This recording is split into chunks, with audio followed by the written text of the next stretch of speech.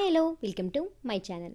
ಯಾರೆಲ್ಲ ಭಾಗ 1ರಿಂದ ಭಾಗ 3ರ ತನಕ ನೋಡಿಲ್ಲ, ಈ ಕೂಡಲೇ ನೋಡಿ, ತುಂಬ ಇಂಟ್ರೆಸ್ಟಿಂಗ್ ಆಗಿದೆ. ಲವ್ ಅಟ್ ಫಸ್ಟ್ ಸೈಟ್ ಭಾಗ 4. ತಾತನ ಬಳಿ ಮದುವೆಗೆ ಒಪ್ಪಿದ ಸೋಮೇಶ್ ಹುಡುಗಿಯನ್ನ ಅವನೇ ಹುಡುಕಿಕೊಂಡಿರುವ ವಿಷಯ ಹೇಳಿದಾಗ, ಗಂಭೀರವಾಗಿ ಕೇಳಿದಾಗ, ಅಖಿಲ ರಘುವರ್ಮ ಶಿವಮೊಗ್ಗದವಳು, ನಮ್ಮ ಹಾಸ್ಪಿಟಲ್ಗೆ ಪ್ರಾಕ್ಟೀಸ್ಗೆ ಅಂತ ಬಂದಿದ್ದಾಳೆ, ಅವಳನ್ನು ಅವಳ ಮನೆಯವರನ್ನು ಒಪ್ಪಿಸೋ ಜವಾಬ್ದಾರಿ ನಿಮ್ಮದು ಎಂದಾಗ ಸುದರ್ಶನ ಅವರ ಗಂಭೀರತೆ ಹೋಗಿ ಮುಗುಳ್ನಗೆ ತುಂಬಿತು. ಅವಳನ್ನು ಹಾಸ್ಪಿಟಲ್ನಲ್ಲಿ ನೋಡಿದಾಗಲೇ ಅವರಿಗೂ ಅವಳು ಇಷ್ಟ ಆಗಿದ್ದಳು. ಅವಳ ಮನೆಯವರ ಬಗ್ಗೆ ತಿಳಿದುಕೊಂಡಿದ್ದರೂ ಸಹ ಈಗ ಸೋಮೇಶ್ ಅವಳ ಬಗ್ಗೆ ಹೇಳಿದಾಗ ತಡ ಮಾಡದೆ ರಘುವರ್ಮರಿಗೆ ಕರೆ ಮಾಡಿದರು. ಹಲೋ, ರಘುವರ್ಮ ಅವರ ಮಾತಾಡ್ತಾ ಇರೋದು? ಹೌದು, ನೀವ್ಯಾರು ಅಂತ ಗೊತ್ತಾಗಲಿಲ್ಲ. ನನ್ನ ಹೆಸರು ಸುದರ್ಶನ ಅಂತ. ಸುದರ್ಶನ್ ಸುಹಾಸ್. ಹೋ, ಕ್ಷಮಿಸಿ ಸರ್, ತಿಳಿಲಿಲ್ಲ. ಹೇಳಿ, ಏನು ವಿಷಯ? ನನ್ನ ಮೊಮ್ಮಗ ನಿಮ್ಮ ಮಗಳನ್ನು ನಮ್ಮ ಹಾಸ್ಪಿಟಲಲ್ಲಿ ನೋಡಿ ಇಷ್ಟಪಟ್ಟಿದ್ದಾನೆ. ನಮಗೂ ನಿಮ್ಮ ಮಗಳು ಹಿಡಿಸಿದಾಳೆ. ನೀವು ಒಪ್ಪಿದ್ರೆ ನಿಮ್ಮ ಮಗಳನ್ನು ನಮ್ಮ ಮನೆ ಮಗಳಾಗಿ ಮನೆ ತುಂಬಿಸಿಕೊಳ್ತೀವಿ. ನಾನು ನನ್ನ ಮಗಳ ಮದುವೆ ಬಗ್ಗೆ ಯೋಚನೆ ಮಾಡಿರಲಿಲ್ಲ ಸರ್. ಈ ವಿಷಯದ ಬಗ್ಗೆ ನಾನು ನನ್ನ ಮಗಳ ಹತ್ತಿರ ಮಾತನಾಡಿ ನಿಮಗೆ ತಿಳಿಸ್ತೀನಿ. ಹಾಗೆ ಆಗಲಿ, ನಿಮ್ಮ ಉತ್ತರಕ್ಕೆ ಕಾಯ್ತಾ ಇರ್ತೀವಿ. ನಮಸ್ಕಾರ ಎಂದು ಕರೆ ತುಂಡರಿಸಿದರು. ಇತ್ತ ಅನಿರೀಕ್ಷಿತವಾಗಿ ಬಂದ ಮದುವೆಯ ಮಾತುಕತೆಯ ಬಗ್ಗೆ ಮೂವರು ಮಾತನಾಡಿಕೊಂಡು ಹೇಗೋ ನಾಳೆ ಚಿಕ್ಕಮಗಳೂರಿಗೆ ಹೋದಾಗ ಅಖಿಲ ಹತ್ತಿರ ಮಾತನಾಡಿ ವಿಷಯ ತಿಳಿಸೋದು ಅಂತ ನಿರ್ಧರಿಸಿ ಮಲಗಲು ಹೋದರು. ಅಂದಿನ ಬೆಳಗು ವಿಶೇಷ ಸಂದೇಶ ಹೊತ್ತು ತರುವುದರಲ್ಲಿತ್ತು. ಅಖಿಲ ಅತರು ಬಾಳಲ್ಲಿ. ರಘು, ಜಲಜ, ಅಚಲ್, ತನೀಶ್ ಅವರ ಮನೆಗೆ ಬಂದಿದ್ದರು. ಕುಶಲೋಪರಿಯ ಮಾತುಕತೆಯ ನಂತರ ಅಖಿಲಾಗೆ ಬಂದ ಮದುವೆಯ ಮಾತುಕತೆಯ ವಿಷಯ ರಘು ಅವರು ತನೀಶ್ ಅವರ ಬಳಿ ಹೇಳಿದರು. ತನೀಶ್ ಹಾಗೂ ನವ್ಯ ಅವರಿಗೆ ಅಖಿಲಾನ ಸೊಸೆ ಮಾಡಿಕೊಳ್ಳಬೇಕೆಂದು ಆಸೆ ಇದ್ದರೂ ಏನೂ ಹೇಳದಾದರು. ಅಖಿಲಾಳ ಬಳಿ ಈ ವಿಷಯ ಹೇಳಿ ಅವಳ ಅಭಿಪ್ರಾಯ ಕೇಳಿದಾಗ ಅತರು ಮುಖ ನೋಡಿದಳು. ಅವನ ಹಣೆಯಲ್ಲಿ ಚಿಂತನೆಯ ಗೆರೆಗಳು ಸ್ಪಷ್ಟ. ಅವನು ಕಾತರದಿಂದ ಕಾಯುತ್ತಿದ್ದ ಅವಳ ಉತ್ತರಕ್ಕೆ ಎಂದುದನ್ನು ಅವನ ಮುಖಭಾವವೇ ಹೇಳುತ್ತಿತ್ತು. ಅಖಿಲ ಅವಳಪ್ಪನ ಕಡೆ ತಿರುಗಿ, ನನಗೆ ಈ ಮದುವೆಗೆ ಒಪ್ಪಿಗೆ ಇದೆಯಪ್ಪ, ಅವರಿಗೆ ತಿಳಿಸಿಬಿಡಿ ಎಂದಾಗ ರಘು ಜಲಜ ದಂಪತಿಗಳ ಸಂಭ್ರಮ ಮುಗಿಲು ಮುಟ್ಟಿತು. ಅವರಿಗೆ ಅಖಿಲ ಇಷ್ಟು ಬೇಗ ಒಪ್ಪುತ್ತಾಳೆ ಎಂಬ ಊಹೆಯೂ ಇರಲಿಲ್ಲ. ಅಥರ್ವ ಅವಳ ಉತ್ತರ ಕೇಳಿ ಅಲ್ಲಿಂದ ಸರಿದು ಹೋಗಿದ್ದ. ಇವರಿಬ್ಬರನ್ನು ಅಚಲ್ ಮಾನ್ಯ ಗಮನಿಸಿದ್ದರು. ರಘು ಅವರು ಮಾತಿನ ನಡುವೆ ತನೀಶ್ ಅವರ ಬಳಿ, ನಿನ್ನ ಗೆಳೆತನ ಸಂಬಂಧ ಆಗಲಿ ಅಂತ ಆಸೆ ಆಗ್ತಿದೆ. ನಿನ್ನ ಮಗಳನ್ನು ನನ್ನ ಮನೆ ಬೆಳಗೋಕೆ ಕಳಿಸ್ತೀಯಾ ಎಂದಾಗ ಅಚಲ್ ಮಾನ್ಯ ಎಡೆ ನೋಡಿದ. ಅವಳ ನೋಟ ಕೂಡ ಅವನೆಡೆಗೆ ಇತ್ತು. ಕ್ಷಣ ಕಣ್ಣುಗಳ ಬೆರೆತವು. ಆ ನೋಟ ಎದುರಿಸಲಾಗದೆ ಮಾನ್ಯ ನೋಟ ಬದಲಿಸಿದಳು. ಅಚಲ್ ಮೆಲುನಕ್ಕ. ಮನೆಯವರಿಗೆಲ್ಲ ಈ ಸಂಬಂಧ ಒಪ್ಪಿಗೆಯಾಗಿತ್ತು. ಅಚಲ್ ಮಾನ್ಯಗೆ ಕೇಳಿದಾಗ ನಿಮ್ಮಿಷ್ಟ ಎಂದಿದ್ದರು ಕಳ್ಳರು. ಅವರಿಗೂ ಇಷ್ಟವೇ, ಬಾಯಿ ಬಿಟ್ಟು ಹೇಳಲು ಹಿಂಜರಿಕೆ. ತನೀಶ್ ರವರು ನನ್ನ ಮಗನ್ನ ಕೇಳೋಣ ಅಂದಾಗ ಎಲ್ಲರ ಗಮನ ಅತರು ಬಳಿ ಹೋಗಿದ್ದು. ಆದರೆ ಅದರ ಅರಿವಿದ್ದಿದ್ದು ಮೂವರಿಗೆ. ಅಚಲ್ ಅವರಿಗೆ ಆಗಲೇ ಕಾಲ್ ಬಂತು, ಹೋದರು ಎಂದಾಗ ಅಖಿಲ ಅವನ ಮುಖ ನೋಡಿದಳು. ಇವನೇಕೆ ಸುಳ್ಳು ಹೇಳಿದ ಎಂಬಂತಿತ್ತು ಆ ಮುಖಭಾವ. ಅಚಲ್ ಅವಳಿಗೆ ಕಣ್ಣ ಸನ್ನೆಯಲ್ಲಿ ಆಮೇಲೆ ಮಾತನಾಡುವ ಎಂದಿದ್ದ.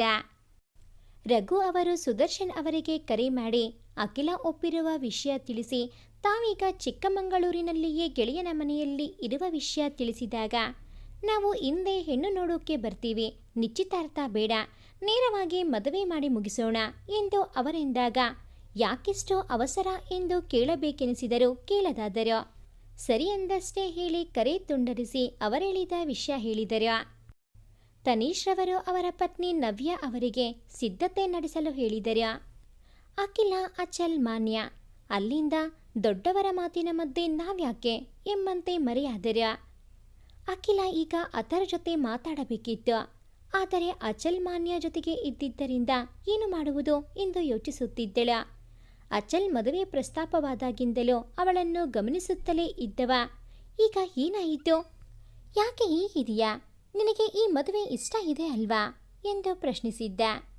ದಿಢೀರನೆ ಬಂದ ಅವನ ಪ್ರಶ್ನೆಗೆ ಹೇಗೆ ಉತ್ತರಿಸುವುದೆಂದು ತಿಳಿಯದೆ, ಈಗ ನೀವು ಮಾತಾಡ್ತಾ ಇರಿ, ಬಂದೆ ಎಂದಷ್ಟೇ ಹೇಳಿ ತನಗಿಂತ ನೀಡಿದ್ದ ಕೋಣೆ ಸೇರಿದಳು. ಇಬ್ಬರು ಅವಳು ಹೋದ ಕಡೆ ನೋಡಿ ಮುಖ ನೋಡಿಕೊಂಡು ತಮ್ಮ ಮಾತು ಶುರು ಮಾಡಿದರು. ಈ ಹೊಸ ಜೋಡಿ ಮನಸ್ಸುಗಳಲ್ಲಿ ಪ್ರೇಮಾಕುಲವಾಯಿತು. ಹೇ ಆದ್ಯ, ಅವತ್ತು ನಿನ್ನ ಫ್ರೆಂಡ್ನ ಮುಟ್ಟಿದೆ ಅಂತ ಎಲ್ಲರ ಎದುರು ನನ್ನ ಕೆನ್ನೆಗೆ ಹೊಡೆದೆ ಅಲ್ಲ? ಅದಕ್ಕೆ ನಿನ್ನ ಕಿಡ್ನಾಪ್ ಮಾಡಿಸಿದ್ದು. ಆದರೆ ಎಲ್ಲರ ಥರ ನೀನು ಬೇಗ ಸಾಯೋದು ನನಗೆ ಇಷ್ಟ ಇರಲಿಲ್ಲ. ನೀನು ನನ್ನ ಕಣ್ಣೆದುರೇ ನರಳಿ ಸಾಯೋದನ್ನ ನೋಡಬೇಕು ಅಂತಾನೆ ನಿನ್ನ ಕುತ್ತಿಗೆಯಲ್ಲಿ ಇದೆ ಅಲ್ಲ ಈ ತಾಳಿ, ಇದನ್ನ ಕಟ್ಟಿದ್ಯೋ. ನಿನ್ನ ಈ ಮನೆಯಲ್ಲಿ ಕೆಲಸದವಳ ಹಾಗೆ ಇಟ್ಟು ನಿನ್ನನ್ನು ನಿನ್ನ ಮನೆಯವರಿಂದ ದೂರ ಇಟ್ಟೆ. ಆದರೆ ಆ ನಿನ್ನ ತಂಗಿ ಅಖಿಲ ನಿನ್ನ ಹುಡುಕೊಂಡು ನನ್ನ ಹಾಸ್ಪಿಟಲ್ಗೆ ಬಂದಿದ್ದಾಳೆ. ಬಂದಿದ್ದಲ್ದೆ ನನ್ನ ಬಗ್ಗೆ ರಿಸರ್ಚ್ ಬೇರೆ ಮಾಡ್ತಾ ಇದ್ದಾಳೆ. ಅವಳನ್ನು ಮಾತ್ರ ಸುಮ್ಮನೆ ಬಿಡಲ್ಲ, ನೋಡ್ತಾ ಇರೋ. ನಿನಗೆ ಆಗಿದ್ದಕ್ಕಿಂತ ಘೋರವಾಗಿರುತ್ತೆ ಅವಳಿಗೆ ನಾನು ಕೊಡೋ ಶಿಕ್ಷೆ. ನರಕ ಅಂದರೆ ಏನು ಅಂತ ತೋರಿಸ್ತೀನಿ ಎಂದು ಸೋಮೇಶ್ ಹೇಳುತ್ತಿದ್ದಂತೆ ಅವನ ಕಾಲು ಹಿಡಿದ ಆದ್ಯ, ಪ್ಲೀಸ್ ಅವಳಿಗೇನು ಮಾಡಬೇಡ, ಬೇಕಾದರೆ ನನ್ನ ಕೊಂದು ಬಿಡು ಎಂದು ಕಣ್ಣೀರು ಸುರಿಸಿದರೂ ಕೊಸರಿಕೊಂಡು ಹೋಗಿದ್ದ. ಆದ್ಯಾಗೀಗ ದಿಕ್ಕು ತೋಚದಾಗಿತ್ತು. ಇಷ್ಟು ದಿನ ಅವನು ಕೊಟ್ಟ ಹಿಂಸೆ ಸಹಿಸಿ ಇದ್ದವಳಿಗೆ ಇನ್ನೂ ನಾನು ಹೀಗೆ ಇದ್ದರೆ ನನ್ನ ತಂಗಿಗೂ ಇದೇ ಸ್ಥಿತಿ ಬರುವುದು ಎಂದು ತಿಳಿಯುತ್ತಿದ್ದಂತೆ ಅವಳ ಮನಸ್ಸು ಅಲ್ಲಿಂದ ತಪ್ಪಿಸಿಕೊಂಡು ಹೋಗಿ ಅಖಿಲಾಳನ್ನು ರಕ್ಷಿಸು ಎಂದಿತ್ತು. ಒಂದು ದೃಢ ಸಂಕಲ್ಪ ಮಾಡಿ ಆ ಮನೆಯಲ್ಲಿ ಒಂದಷ್ಟು ಸಾಕ್ಷಿ ಸಿಗುವುದಾ ಎಂದು ಹುಡುಕಾಡಿದಳು. ನಷ್ಟವೇನೂ ಆಗಲಿಲ್ಲ. ಅವನ ವಿರುದ್ಧ ಒಂದಷ್ಟು ಸಾಕ್ಷಿಗಳು ಅವಳ ವಶವಾದವು. ಈಗ ಅವಳ ಚಿಂತೆ ಆ ಭದ್ರಕೋಟೆಯಿಂದ ತಪ್ಪಿಸಿಕೊಳ್ಳುವುದರ ಕುರಿತು. ಅಲ್ಲಿಂದ ತಪ್ಪಿಸಿಕೊಳ್ಳುವುದು ಹೇಗೆ ಎಂಬುವುದೇ ಯಕ್ಷ ಪ್ರಶ್ನೆ. ಅಖಿಲ ಈ ಮದುವೆಗೆ ಒಪ್ಪಿಗೆ ಎಂದ ತಕ್ಷಣ ಅಥರ್ವನ ಮನಸ್ಸಿಗೆ ತುಂಬ ನೋವಾಗಿತ್ತು. ಅವಳು ಹೀಗೆ ಯಾಕೆ ಮಾಡಿದಳು ಎಂಬ ಪ್ರಶ್ನೆಗೆ ಅವನ ಬಳಿ ಉತ್ತರವಿಲ್ಲ. ಅವರಪ್ಪ ಹೇಳಿದ್ದಕ್ಕೆ ವಿರೋಧಿಸದೆ ಒಪ್ಪಿರಬಹುದಾ ಎಂದೆನಿಸಿದಾಗ ಇಲ್ಲ, ಸೋಮೇಶ್ ಬಗ್ಗೆ ಎಲ್ಲ ಗೊತ್ತಿದ್ದು ಮದುವೆಗೆ ಒಪ್ಪಿದ್ದಾಳೆ ಅಂದರೆ ಏನೋ ಕಾರಣ ಇದೆ ಎಂದೆನಿಸಿದಾಗ ತುಸು ಸಮಾಧಾನವಾಯಿತವನಿಗೆ. ಏನೆಂದರೂ ಅವನ ಮೊದಲ ಪ್ರೀತಿ, ನಂಬಿಕೆ ಹೆಚ್ಚು. ಅವನ ನಂಬಿಕೆ ಅವಳು ಹುಸಿ ಮಾಡಲಾರಳು. ಅವಳ ಗುಂಗಿನಲ್ಲೇ ಇದ್ದವನನ್ನು ಎಚ್ಚರಿಸಿದ್ದು ಅವನ ಉಸಿರಿನೊಡತಿಯ ಕರೆಯೇ. ತನ್ನ ಕೋಣೆಗೆ ಬಂದ ಅಖಿಲ ಅಥರ್ವಗೆ ಕರೆ ಮಾಡಿದಳು. ಮೊದಲ ಸಲ ಮಾಡಿದಾಗ ಸ್ವೀಕರಿಸಲಿಲ್ಲ. ಪುನಃ ಪ್ರಯತ್ನಿಸಿದಾಗ ಸ್ವೀಕರಿಸಿದ. ಹಲೋ ಎಂದರೂ ಆ ಕಡೆಯಿಂದ ಉತ್ತರ ಬರದಿದ್ದಾಗ ಕೋಪನಾ, ನಾನು ಯಾಕೆ ಹೀಗೆ ಮಾಡಿದೆ ಅಂತ ಕೇಳಲ್ವಾ ಎಂದರು. ಅವನ ಉತ್ತರ ಮಾತ್ರ ಶೂನ್ಯ. ನಂತರ ಇವಳೇ ಮುಂದುವರಿದು, ನಾನೇನು ಅವನನ್ನು ನಾಳೆನೇ ಮದುವೆ ಆಗೋಕೆ ರೆಡಿ ಇದ್ದೀನಿ, ಖುಷಿಯಿಂದ ಈ ಮದುವೆಗೆ ಒಪ್ಪಿದ್ದೀನಿ ಅನ್ನೋ ರೇಂಜಲ್ಲಿ ಆಡ್ತಿದ್ದೀರಲ್ಲ, ಈಗ ನೀವು ಮಾತಾಡ್ತಿರೋ ಇಲ್ವಾ ಎಂದಾಗ ಗೊತ್ತಿದ್ದು ಯಾಕೆ ಮದುವೆಗೆ ಒಪ್ಪಿದೆ, ಅವನು ಒಳ್ಳೆಯವನಲ್ಲ ಅಂತ ಗೊತ್ತಿಲ್ವಾ ಎಂದಾಗ ಗೊತ್ತ್ರಿ, ಆದರೆ ಅವನ ಬಗ್ಗೆ ಸಾಕ್ಷಿ ಬೇಕಲ್ವಾ. ಸಾಕ್ಷಿ ಬೇಕು ಅಂದರೆ ಅವನಿಗೆ ಹತ್ರ ಆಗಬೇಕು ಅಲ್ವಾ. ಅವನ ಮನೆಗೆ ಹೋಗಿ ಅವನ ರೂಮ್ ಹುಡುಕಿದರೆ ಏನಾದರೂ ಸಾಕ್ಷಿ ಸಿಗಬಹುದು ಅಲ್ವಾ ಎಂದವಳ ಮಾತು ಕೇಳಿ ಅವನ ಕೋಪ ಇನ್ನೂ ಹೆಚ್ಚಾಗಿತ್ತು. ಸಾಕ್ಷಿಗೋಸ್ಕರ ನೀವು ಅವನ ಜೊತೆ ಕ್ಲೋಸ್ ಆಗ್ತೀರಾ? ನನಗೆ ಗೊತ್ತು ಸಾಕ್ಷಿ ಹೇಗೆ ತಗೋಬೇಕು ಅಂತ. ಈ ಮದುವೆ ಬೇಡ ಅಂತ ಹೇಳಿಬಿಡಿ ಮನೆಯಲ್ಲಿ ಅಂದಾಗ ಪ್ಲೀಸ್ ಒಂದು 2 ಡೇಸ್ ಅಷ್ಟೇ ಎಂದವಳೆಂದಾಗ ಅವ ಏನೂ ಮಾತಾಡದೆ ಕರೆ ತುಂಡರಿಸಿದ. ಅಖಿಲ ಚಿಂತೆಗೆ ಬಿದ್ದಳು. ಸುದರ್ಶನ್ ಅವರು ಕುಟುಂಬ ಸಮೇತ ತನೀಶ್ ರವರ ಮನೆಗೆ ಬಂದಿದ್ದರು. ಎಲ್ಲರಿಗೂ ಅಖಿಲ ಇಷ್ಟ ಆಗಿದ್ದಳು. ಸೋಮೇಶ್ ಅವಳನ್ನು ನೋಡಿ ನಗೆ ಬೀರಿದ. ಆದರೆ ಆ ನಗುವಲ್ಲಿದ್ದ ವ್ಯಂಗ್ಯ ಯಾರಿಗೂ ತಿಳಿಯಲಿಲ್ಲ. ಜ್ಯೋತಿಷಿಗಳನ್ನು ಜೊತೆಯಲ್ಲಿಯೇ ಕರೆತಂದಿದ್ದರು. ಸೋಮೇಶ್ ಮೊದಲೇ ಅವರ ಬಳಿ ಇನ್ನು 5 ದಿನದ ನಂತರ ಇರುವ ಮುಹೂರ್ತ ಬಿಟ್ಟರೆ ಇನ್ನು 4 ವರ್ಷ ಒಳ್ಳೆಯ ಮುಹೂರ್ತ ಇಲ್ಲವೆಂದು ಹೇಳಬೇಕೆಂದು ಹೇಳಿ ಕರೆತಂದಿದ್ದ. ಜ್ಯೋತಿಷ್ಯರು ಇಬ್ಬರ ಜಾತಕ ನೋಡಿ ಅವನು ಹೇಳಿಕೊಟ್ಟಂತೆ ಹೇಳಿದಾಗ ಎಲ್ಲರೂ ಚಿಂತೆಗೆ ಬಿದ್ದರು. ಆಗ ಸೋಮೇಶ್, ಯಾಕೆ ಯೋಚನೆ ಮಾಡ್ತೀರಾ, ವೆಡ್ಡಿಂಗ್ ಪ್ಲ್ಯಾನರ್ಸ್ನ ಕರೆಸ್ತೀನಿ, ಮದುವೆಗೆ ಏನು ತಯಾರಿ ಬೇಕು ಅದನ್ನು ಅವ್ರು ಮಾಡ್ತಾರೆ, ನೀವು ಮದುವೆಗೆ ಬೇಕಾದ ಶಾಪಿಂಗ್ ಮಾಡಿ ಸಾಕು ಎಂದಾಗ ಎಲ್ಲರೂ ಒಪ್ಪಿದರು. ಮದುವೆ ಚಿಕ್ಕಮಗಳೂರಿನಲ್ಲಿಯೇ ಮಾಡುವುದೆಂದು ನಿರ್ಧರಿಸಿದರು. ಇಲ್ಲಿ ಅಖಿಲ ಪ್ಲಾನ್ ಕೈಕೊಟ್ಟಿತ್ತು. ಮದುವೆಗೆ ಒಪ್ಪಿದರೆ ಮದುವೆಗೆ ಮುನ್ನ ಅವರ ಮನೆಗೆ ಹೋಗಿ ಸಾಕ್ಷಿ ಸಂಗ್ರಹಿಸಬೇಕೆಂದಿದ್ದಳವಳು. ಆದರೆ ಸೋಮೇಶ್ ಅವಳ ಪ್ಲಾನ್ ಬುಡಮೇಲು ಮಾಡಿದ್ದ. ಈಗ ಅವಳಿಗೆ ಮುಂದೇನು ಮಾಡಬೇಕೆಂಬುವುದು ತಿಳಿಯಲಿಲ್ಲ. ಅಥರ್ವ ಹೇಳಿದಂತೆ ಕೇಳಬೇಕಿತ್ತು ಎನಿಸಿದ್ದಂತೂ ಸುಳ್ಳಲ್ಲ. ಸುದರ್ಶನ್ ಮತ್ತು ಅವರ ಮನೆಯವರು ಎಲ್ಲರಿಗೂ ವಿದಾಯ ಹೇಳಿ ತೆರಳಿದರು. ರಘು ಅವರು, ಹಿಂದೆ ಶಿವಮೊಗ್ಗಕ್ಕೆ ಹೋಗುವ, ತುಂಬ ಕೆಲಸ ಇದೆ, ನೀವು ನನ್ನೊಂದಿಗೆ ಬರಲೇಬೇಕು ಎಂದಾಗ ತನೀಶ್ ರವರು, ಇಂದು ಇಲ್ಲಿ ಜವಳಿ ಖರೀದಿಸಿ ನಾಳೆ ಹೊರಡುವ, ಹೇಗೋ ಮದುವೆ ಇಲ್ಲೇ ಇರೋದರಿಂದ ಅಲ್ಲಿ ಅಷ್ಟು ಕೆಲಸ ಇರಲ್ಲ ಎಂದಾಗ ಎಲ್ಲರೂ ಒಪ್ಪಿದರು. ರಘು ಎಲ್ಲರಿಗೂ ರೆಡಿಯಾಗುವಂತೆ ತಿಳಿಸಿದರು. ಮನೆಯಲ್ಲಿ ಇಷ್ಟೆಲ್ಲ ನಡೆಯುತ್ತಿದ್ದರೂ ಇದ್ಯಾವುದೂ ಅದರ ಗಮನಕ್ಕೆ ಬಂದಿರಲಿಲ್ಲ. ಅವನಿನ್ನೂ ಮನೆಗೆ ಬಂದಿರಲಿಲ್ಲ. ತನೀಶ್ ಕರೆ ಮಾಡಿದರೂ ಅವನು ಸ್ವೀಕರಿಸಲಿಲ್ಲ. ಯಾವುದೋ ಕೆಲಸದಲ್ಲಿರಬೇಕೆಂದು ಅವರು ಸುಮ್ಮನಾದರು. ನಂತರ ಎಲ್ಲರೂ ಚಿಕ್ಕಮಗಳೂರಿನ ಪ್ರಸಿದ್ಧ ಬಟ್ಟೆ ಅಂಗಡಿ ಹೊಕ್ಕು ಜವಳಿ ಖರೀದಿಸಿದರು. ಅಖಿಲಾಗೆ ಯಾವುದರಲ್ಲೂ ಗಮನವೇ ಇರಲಿಲ್ಲ. ಅವಳ ನಿರಾಸಕ್ತಿಯನ್ನು ಅಚಲ್ ಮಾನ್ಯ ಗಮನಿಸಿದ್ದರು. ಅವರಿಗೆ ಏನೂ ಸರಿಯಿಲ್ಲ ಎಂಬುವುದು ದೃಢವಾಗಿತ್ತು. ಅಚಲ್ ಅಖಿಲಾ ಜೊತೆ ಮಾತನಾಡಲು ಸಮಯ ಸಿಕ್ಕಿರಲಿಲ್ಲ. ಸಂದರ್ಭಕ್ಕಾಗಿ ಕಾಯುತ್ತಿದ್ದ. ಆತರ ಅಖಿಲಾ ಬಳಿ ಮಾತನಾಡಿದ ನಂತರ ಅವನಿಗೆ ಅವಳೇನು ಮಾಡಲು ಹೊರಟಿದ್ದಾಳೆ ಎನ್ನುವ ಅಂದಾಜಿತ್ತು. ಅದು ಅಷ್ಟು ಸುಲಭದ ಕೆಲಸವಲ್ಲ ಎಂಬ ಅರಿವು ಕೂಡ ಅವನಿಗಿತ್ತು. ಆದ್ದರಿಂದ ಅವನು ಅವನ ಗೆಳೆಯ ಅಮೃತ್ನ ಭೇಟಿ ಮಾಡಲು ಹೋದ. ಅಮೃತ್ ಅಥರುಗೆ IPS ಟ್ರೈನಿಂಗ್ ವೇಳೆ ಸಿಕ್ಕ ಗೆಳೆಯ. ಅವನ ಬಳಿ ಇದುವರೆಗೂ ಆದ ಎಲ್ಲ ವಿಷಯ ಹೇಳಿದಾಗ ಮುಂದೇನು ಎಂಬಂತೆ ಅಥರು ಮುಖ ನೋಡಿದ. ಈಗ ಮೊದಲು ನಾವು ಸೋಮೇಶ್ ಮೇಲೆ ನಿಗಾ ಇಡಬೇಕು. ಅವನು ಎಲ್ಲಿ ಹೋಗ್ತಾನೆ, ಎಲ್ಲಿ ಬರ್ತಾನೆ ಎಲ್ಲ ತಿಳ್ಕೋಬೇಕು ಎಂದಾಗ ಅಮೃತ್, ಅವನ್ಯಾಕೆ ಅಖಿಲಾ ಅವರನ್ನ ಮದುವೆ ಆಗೋಕ್ಕೆ ಹುಟ್ಟಿದ್ದಾನೆ ಕೇಳಿದ. ಆದರೆ ಆ ಪ್ರಶ್ನೆಗೆ ಅಥರು ಬಳಿಯೂ ಉತ್ತರ ಇರಲಿಲ್ಲ. ಇಬ್ಬರು ದಾರಿಯಲ್ಲಿ ಮಾತನಾಡುತ್ತಾ ಬರುವಾಗ ಅಮೃತ್ಗೆ ಯಾರೋ ಹುಡುಗಿ ಓಡಿ ಬಂದು ಡಿಕ್ಕಿ ಹೊಡೆದಳು. ಅವಳನ್ನು ನೋಡಿ ಅಥರುಗೆ ಅವಳ ಮುಖ ಎಲ್ಲೋ ನೋಡಿದಂತೆ ಅನಿಸಿತು. ಆದರೆ ಅವಳು ಭಯದಲ್ಲಿರುವುದನ್ನು ಗುರುತಿಸಿ ಅವಳನ್ನು ವಿಚಾರಿಸಿದಾಗ ನನ್ನ ಕಾಪಾಡಿ ಎಂದಷ್ಟೇ ಹೇಳಿ ಪ್ರಜ್ಞೆ ತಪ್ಪಿದ್ದಳು. ತಕ್ಷಣ ಅವಳನ್ನು ಅಲ್ಲೇ ಇದ್ದ ಅಮೃತ್ ರೂಮ್ಗೆ ಕರೆದೊಯ್ದರು. ಅಥರುಗೆ ಅವಳನ್ನು ನೋಡಿದಾಗಿಂದ ಅವಳನ್ನು ಎಲ್ಲೋ ನೋಡಿರುವೆ ಎಂಬ ನೆನಪು ಅತಿಯಾಗಿ ಕಾಡಿದಾಗ ಸ್ಟೇಷನ್ಗೆ ಹೋಗಿ ಮಿಸ್ಸಿಂಗ್ ಕಂಪ್ಲೇಂಟ್ ಲೀಸ್ಟ್ ಚೆಕ್ ಮಾಡಿದ್ದ. ಅದರಲ್ಲಿ ಆ ಹುಡುಗಿಯ ಫೋಟೋ ನೋಡಿ ಆ ಪೇಪರ್ ಕೈಗೆತ್ತಿಕೊಂಡು ಅದರಲ್ಲಿರುವ ಹೆಸರು ನೋಡಿದಾಗ ಅವನಿಗೆ ಶಾಕ್ ಆಗಿದ್ದಂತೂ ಸುಳ್ಳಲ್ಲ. ಅಲ್ಲಿ ಅಥರು ಮತ್ತೆ ಅಮೃತ್ಗೆ ಸಿಕ್ಕಿದ್ದು ಬೇರ್ಯಾರೂ ಅಲ್ಲ, ಆದ್ಯ. ಹೌದು, ಅವಳೇ. ಸೋಮೇಶ್ ವಿರುದ್ಧ ಸಾಕ್ಷಿ ಕಲೆ ಹಾಕಿದ ನಂತರ ಅವಳನ್ನು ಕಾಯಲು ನೇಮಿಸಿದ್ದ ಹುಡುಗರು ಊಟಕ್ಕೆಂದು ಹೋದಾಗ ತಪ್ಪಿಸಿಕೊಂಡಿದ್ದಳು.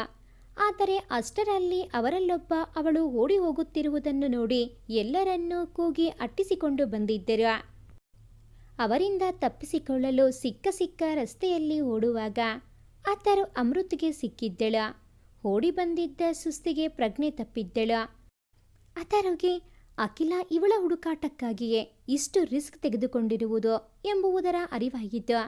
ತಡ ಮಾಡದೆ ಸ್ಟೇಷನ್ನಿಂದ ಅಮೃತ್ ಮನೆಗೆ ಹೊರಟಿದ್ದ.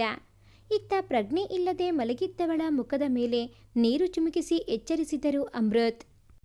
ಎಚ್ಚರಗೊಂಡವಳು ಅವನನ್ನ ನೋಡಿ ಭಯಗೊಂಡಳು. ಆ ಕತ್ತಲೆಯಲ್ಲಿ ಆಗಿದ್ದ ಸುಸ್ತಿನ ಮಧ್ಯೆ ತಾನು ಸಹಾಯ ಕೇಳಿದ್ದು ಯಾರ ಬಳಿ ಎಂಬ ನೆನಪು ಅವಳಿಗಿರಲಿಲ್ಲ. ಅವಳ ಭಯ ಅರಿತವ ನೀರಿನ ಲೋಟ ಅವಳತ್ತ ಚಾಚಿದಾಗ ಕುಡಿಯಲು ಹಿಂಜರಿದಳು. ಇದು ಜೀವನ ಅವಳಿಗೆ ಕಲಿಸಿದ ಪಾಠ. ಇದೇ ರೀತಿ ತಿನ್ನುವ ಆಹಾರದಲ್ಲಿ ಡ್ರಗ್ಸ್ ಅವಳ ದೇಹ ಸೇರಿದ್ದರಿಂದಲೇ ಅಲ್ಲವೇ ಇಂದು ಅವಳಿಗೆ ಈ ಕಷ್ಟ? ಅವಳ ಈ ಪರಿ ಭಯ ಅವನಿಗೆ ಅರ್ಥವಾಗಲಿಲ್ಲ. ಅಷ್ಟರಲ್ಲಿ ಅಲ್ಲಿಗೆ ಅಥರು ಬಂದ. ಅವನಲ್ಲಿ ಅಮೃತ್ ಅವಳ ನಡವಳಿಕೆಯ ಬಗ್ಗೆ ಹೇಳಿದಾಗ ಮುಂದೆ ಬಂದವ, ಆದ್ಯರವರೇ ಅಂದಿದ್ದು. ಅಪರಿಚಿತ ಬಾಯಲ್ಲಿ ತನ್ನ ಹೆಸರು ಕೇಳಿ ಆಶ್ಚರ್ಯವಾಗಿತ್ತು ಅವಳಿಗೆ. ಅವಳ ದುಗುಡ ಅರಿತವ, ನಾನು ನಿಮ್ಮ ಚಿಕ್ಕಪ್ಪ ರಘು ಅವರ ಸ್ನೇಹಿತ ತನೀಶ್ ಅವರ ಮಗ ಎಂದ. ನೀನು ನಿಜವಾಗೂ ತನೀಶ್ ಅಂಕಲ್ ಮಗನಾ ಎಂದು ಕಷ್ಟಪಟ್ಟು ಭಯದಿಂದ ಕೇಳಿದಾಗ ಹೌದೆಂದು ತಲೆಯಾಡಿಸಿದ. ಆಗ ಅವಳ ಭಯ ಕೊಂಚ ಮಟ್ಟಿಗೆ ಕಮ್ಮಿಯಾಯಿತು. ಅವನ ಬಳಿ ನಾನು ಅಖಿಲನ ನೋಡಬೇಕು, ನನ್ನ ದಯವಿಟ್ಟು ಕಾಪಾಡಿ ಅಂತ ಕೇಳಿಕೊಂಡಾಗ, ನಾನು IPS ಆಫೀಸರ್, ಇವನು ನನ್ನ ಫ್ರೆಂಡ್, ಇವನು ಕೂಡ IPS ಆಫೀಸರ್, ನೀವು ಇಷ್ಟು ದಿನ ಎಲ್ಲಿದ್ರಿ, ಹೇಗಿದ್ರಿ ಅಂತ ಹೇಳಿದ್ದರೆ ನನಗೆ ಅಖಿಲನ ಕಾಪಾಡೋಕೆ ಸಹಾಯ ಆಗುತ್ತೆ ಎಂದು ಅಥರು ಹೇಳಿದಾಗ, ಅಖಿಲಾಗೆ ಏನಾಗಿದೆ, ಯಾಕೆ ಅವಳನ್ನು ಕಾಪಾಡಬೇಕು ಅಂತ ಇದ್ದೀರಾ ಎಂದವಳ ಮುಖದಲ್ಲಿ ತಂಗಿಗೇನು ಆಗಿರುವುದು ಎಂಬ ನೋವು ಸ್ಪಷ್ಟ. ಅವಳಿಗೆ ಉತ್ತರಿಸಬೇಕೆನ್ನುವಷ್ಟರಲ್ಲಿ ಅಥರು ಮೊಬೈಲ್ ಮತ್ತೆ ರಿಂಗಣಿಸಿತು. ಪರದೆಯ ಮೇಲಿದ್ದ ಹೆಸರು ನೋಡಿದವನ ಮುಖದಲ್ಲಿ ನಗು ಅರಳಿತು. ಮತ್ತವನು, ನಿಮ್ಮ ತಂಗಿ ಕಾಲ್ ಮಾಡಿದ್ದಾಳೆ, ಸ್ಪೀಕರ್ ಹಾಕ್ತೀನಿ, ಕೇಳಿಸ್ಕೊಳ್ಳಿ, ಆದರೆ ಯಾವುದೇ ಕಾರಣಕ್ಕೂ ನೀವು ಮಾತನಾಡುವ ಹಾಗಿಲ್ಲ ಎಂದಾಗ ಸರಿ ಎಂದು ಒಪ್ಪಿದಳು. ಆತರು ಕಾಲ್ ಸ್ವೀಕರಿಸಿ ಸ್ಪೀಕರ್ ಹಾಕಿದ. ಅವಳು ಅವ ಕರೆ ಸ್ವೀಕರಿಸಿದ ತಕ್ಷಣ ಬಯಲು ಶುರು ಮಾಡಿದಳು. ಎಲ್ಲಿದ್ದೀರಾ ನೀವು? ಎಷ್ಟು ಸಲ ಕಾಲ್ ಮಾಡಬೇಕು? ಮನೆಯಲ್ಲಿ ಏನಾಗ್ತಿದೆ ಅಂತ ಗೊತ್ತಾ ನಿಮಗೆ? ಮನೆಗೆ ಯಾವಾಗ ಬರ್ತೀರಾ ಎಂದು ಒಂದೇ ಸಮ ಪ್ರಶ್ನೆ ಕೇಳುತ್ತಿದ್ದಳು. ಅವಳಿಗೀಗ ದಿಗಿಲು ಶುರುವಾಗಿತ್ತು. ಎಲ್ಲ ದಾರಿಯೂ ಮುಚ್ಚಿ ಹೋಗಿತ್ತು. ಅವಳಿಗೆ ಈಗಿರುವ ಒಂದೇ ಆಸರೆ ಎಂದರೆ ಅದು ಅತರು ಮಾತ್ರ. ಅವಳ ಪ್ರಶ್ನೆ ಮತ್ತವಳ ಧ್ವನಿ ಕೇಳಿಯೇ ಏನೂ ಸರಿಯಿಲ್ಲ ಎಂಬುವುದು ಅವನಿಗೆ ಅರಿವಾಗಿತ್ತು.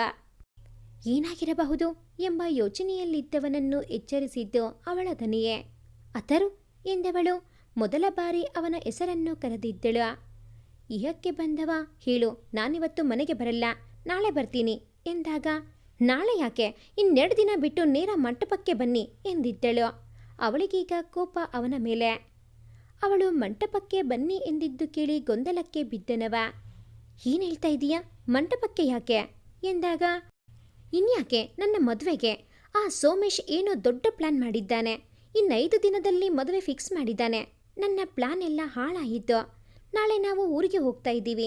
ನನಗೇನು ಮಾಡಬೇಕು ಅಂತಲೇ ಗೊತ್ತಾಗ್ತಿಲ್ಲ ಎಂದು ಅವಳೆಂದಾಗ ಅವನಿಗೀಗ ಅವಳ ಮೇಲೆ ಉಸಿಮುನಿಸಾಯಿತು.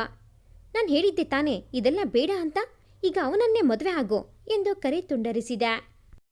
ಇವರ ಮಾತುಕತೆ ಕೇಳುತ್ತಿದ್ದ ಆದ್ಯಾಗೆ ಅಲ್ಲೇನಾಗುತ್ತಿದೆ ಎಂಬುವುದರ ಊಹೆ ಇತ್ತು. ಮತ್ತವಳು ಅತರು ಬಳಿ ಎಲ್ಲ ವಿಷಯ ಹೇಳಿ ಸೋಮೇಶ್ಗೆ ಶಿಕ್ಷೆ ಕೊಡಿಸಿ ಅಖಿಲಾನ ಅವನಿಂದ ಕಾಪಾಡಬೇಕೆಂದುಕೊಂಡವಳು ಅಮೃತ್ ಬಳಿ ಮಾತನಾಡುತ್ತಿದ್ದವನನ್ನು ಅತರು ಎಂದು ಕರೆದಳು. ಅವಳು ಕರೆದಾಗ ಇಬ್ಬರು ಅವಳ ಬಳಿ ಬಂದರು. ಅವರ ಬಳಿ, ನಾನು ನಿಮಗೊಂದಿಷ್ಟು ಸತ್ಯ ಹೇಳಬೇಕು. ಇದು ನಿಮಗೆ ಅಖಿಲಾನ ಸೋಮೇಶ್ ಇಂದ ಕಾಪಾಡೋಕೆ ಸಹಾಯ ಮಾಡುತ್ತೆ ಎಂದವಳು. ಅವಳ ಕಾಲೇಜಿನ ದಿನಗಳ ಬಗ್ಗೆ ಹೇಳಲು ಶುರು ಮಾಡಿದಳು. ಅಂದು ಕಾಲೇಜಿನಲ್ಲಿ ಯಾರೋ ಒಬ್ಬ ಮೆಡಿಕಲ್ ಸ್ಟೂಡೆಂಟ್ ಬಂದು ನನಗೆ ಪ್ರಪೋಸ್ ಮಾಡಿದ. ನಾನವನಿಗೆ ನನಗೆ ಇದೆಲ್ಲ ಇಷ್ಟ ಇಲ್ಲ ಅಂತ ಹೇಳಿದೆ. ಆಗ ಅವನು, ನಾನು ಯಾರು ಗೊತ್ತಾ, ಜಾಸ್ತಿ ಹಾರಾಡಬೇಡ, ಸುಮ್ಮನೆ ಒಪ್ಕೋ ಅಂತ ಬೆದರಿಸಿದ. ನಾನು, ನೀವು ಹೀಗೆ ಮಾಡಿದರೆ ಪ್ರಿನ್ಸಿಪಾಲ್ಗೆ ಕಂಪ್ಲೇಂಟ್ ಮಾಡಬೇಕಾಗುತ್ತೆ ಅಂತ ಹೇಳಿದ್ದಕ್ಕೆ ಅಲ್ಲೇ ದೂರದಲ್ಲಿ ಕೂತಿದ್ದ ಸೋಮೇಶ್ನ ಕರೆದು, ಮಗ, ಇವಳು ನಮ್ಮ ಮೇಲೆ ಪ್ರಿನ್ಸಿಪಾಲ್ಗೆ ಕಂಪ್ಲೇಂಟ್ ಮಾಡ್ತಾಳಂತೆ.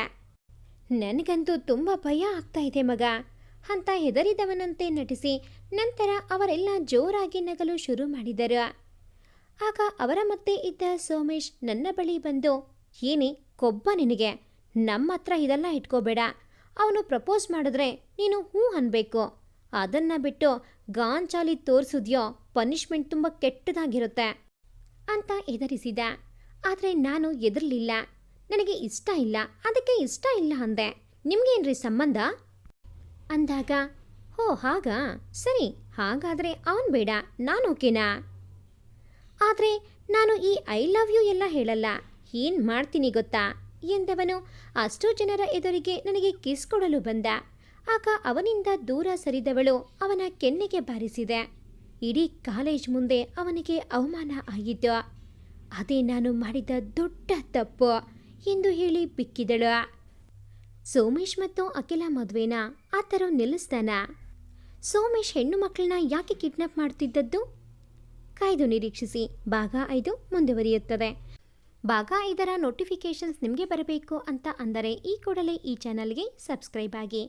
ಹಾಗೆಯೇ ಈ ಒಂದು ಕತೆ ನಿಮಗೆ ಇಷ್ಟ ಆಗಿದ್ದಲ್ಲಿ ಪ್ಲೀಸ್ ಲೈಕ್ ಮಾಡಿ, ಶೇರ್ ಮಾಡಿ, ಕಾಮೆಂಟ್ ಮಾಡೋದನ್ನು ಮರಿಬೇಡಿ. Thanks for watching this video.